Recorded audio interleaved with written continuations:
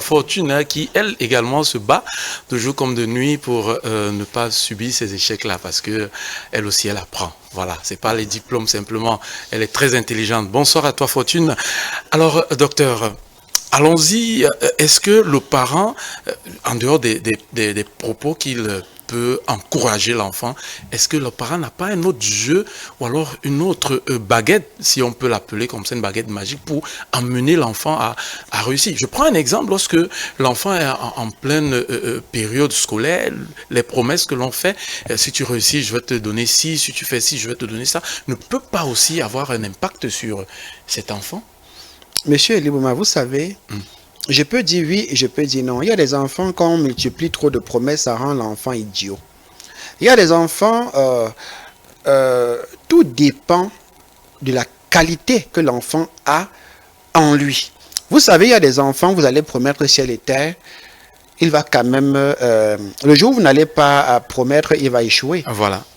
Certains parents utilisent cette technique simplement, c'est pour amener l'enfant, parce que comme on dit, l'enfant à se surpasser. À se surpasser, l'enfant ne grandit jamais devant son père. Mais ça peut aussi s'avérer dangereuse, cette technique, tout simplement parce que à force de promettre, le jour où vous serez dans l'incapacité de promettre, ou le jour où vous n'allez pas tenir à votre promesse, l'enfant va voir comme échouer, c'est une vengeance. Et va bloquer son avenir qui est propre à lui-même. Voilà. D'où je dis c'est bien et ce n'est pas bien. Je prends un exemple sur moi. À l'époque, quand j'étais à l'école, je fréquentais, je fais comme ça une dédicace à toutes les mamans qui souffrent pour envoyer leur enfant à l'école. Je pense, j'ai encore une très belle pensée pour ma feu maman, paix à son âme, qui à l'époque vendait les beignets pour m'envoyer à une école qui coûte énormément cher. Et qu'elle vendait ses beignets, chaque fois elle me disait toujours, mon fils, chaque fois que tu vas passer, je vais tuer un coq pour toi. Mais sauf que ma maman connaissait mon identité spirituelle, parce que le coq dans la spiritualité a une signification. Bon, moi, j'étais motivé parce que je voyais les efforts qu'elle faisait et ça me poussait à me surmener. Et chaque fois que je sortais premier de la classe, je disais, maman, mon coq. Et c'est comme ça que on préparait le coq, tout le monde mangeait à mon honneur et on chantait pour moi, j'étais content. Voilà. D'où, monsieur Elibouma, les parents, vous avez posé la question, oui. Est-ce que les parents...